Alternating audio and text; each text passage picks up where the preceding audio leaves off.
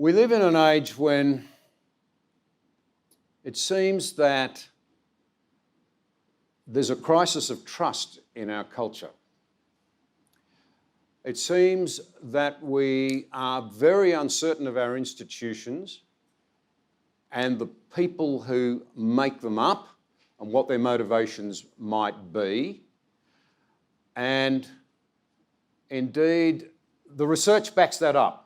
The Australian National University has been tracking Australia's confidence in their politicians and the political process now for many decades. We are in uncharted waters. Record numbers of Australians no longer have confidence in the system. Record numbers of Australians now distrust the political process and the players in it. Just more recently, we've had the latest of a series of royal commissions of inquiry into various institutions, this time banking and the financial services. And we learnt that we couldn't trust bankers. Now, there are many trustworthy bankers, in case there are any here, but plainly, people were deeply concerned by what emerged. And you stop and think about this.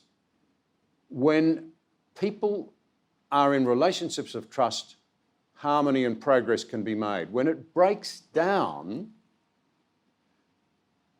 harmony and progress are impaired and people flee for safety. If you don't feel safe with someone else, you'll look for the rule book and you'll look for policing and you'll look for protection. So it's a good thing we've had the Royal Commission of Inquiry so we know what's been going on. It's a good thing we've got the 78 recommendations, new laws everywhere, new surveillance, new policing.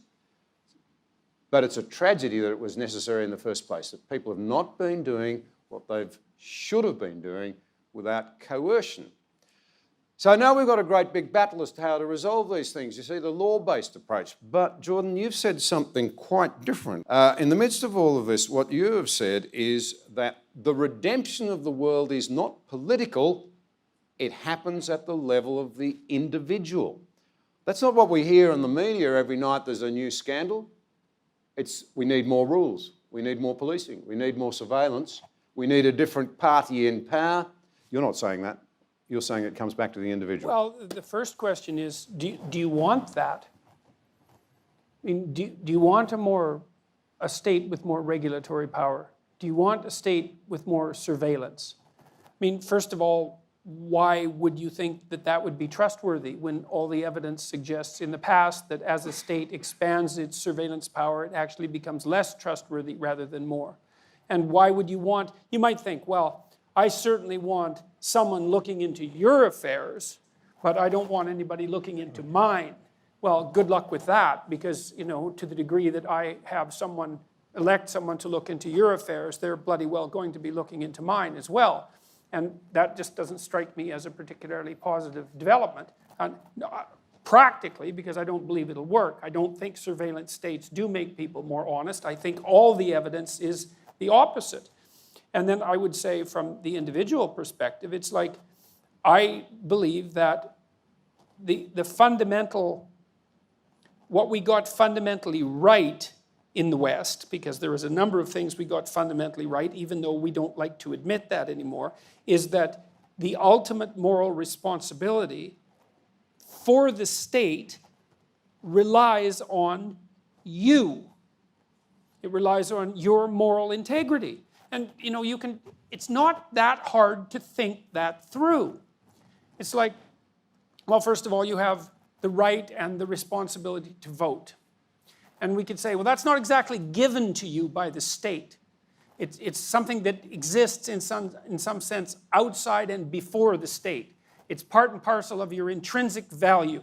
Okay, so that's a decision that we've made in the West, that each person, regardless of their flaws, is characterized by a value, an intrinsic value that's so deep and so profound that the very regulation of the state itself rests on their shoulders. And that's really something. That's why you have the right to vote.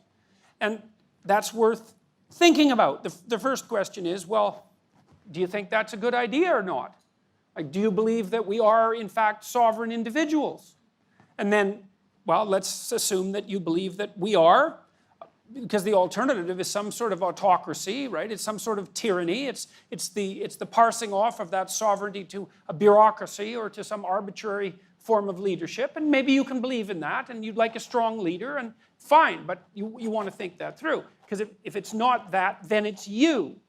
Well, then if it's you, and you have to make sure that the ship of state is sailing properly, then the first thing you might want to ask yourself is, what makes you think you're any more trustworthy than the people that you're despising or criticizing?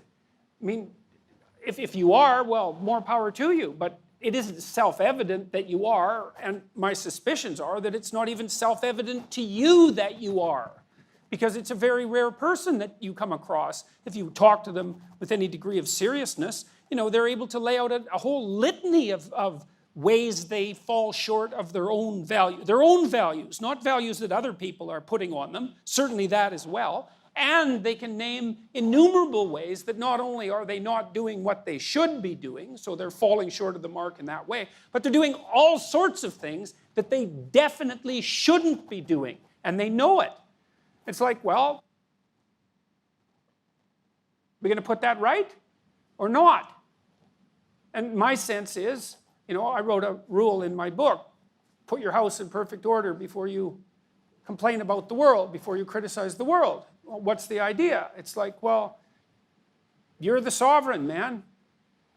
If the ship of state is listing and sinking, that's you. That's your problem. It's your fault. You're not doing it right. You're not educated enough. You're not awake enough. You're not articulate enough. You don't know enough about history. You're not taking on enough responsibility. You're looking for other people to blame because it's convenient.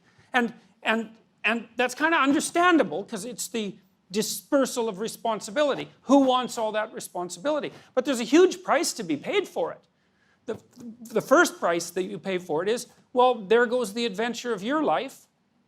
It's like you could get yourself together and be the bedrock of the state, right? That'd be hard. That'd call on everything that you have. That would be your adventure. You're going to pass that off to someone else? And then what do? You've got nothing left in your life but triviality. And you can't live. I don't believe that people can live ethically, trivially. That's why I think the pursuit of the idea that life is for happiness is wrong. Because life is too difficult for that to be the case. Our lives are too profound, too characterized by suffering and malevolence. The world is too characterized by trouble at every level for happiness to be the proper solution. The solution is something like a heavy burden of ethical responsibility, the kind that sets the state straight. And then in that you find the purpose of your life. And so not only, if you want the external monitoring and the surveillance state, not only do you sacrifice your privacy and invite all that invasive attention and lose your impulsive freedom, you lose everything that's profound about your life, and someone takes it from you. They take your destiny from you. And that's no way to live. That's the tyranny that we've struggled against in the West successfully for, I would say, in one way or another for a number of thousands of years, and with a substantial amount of success.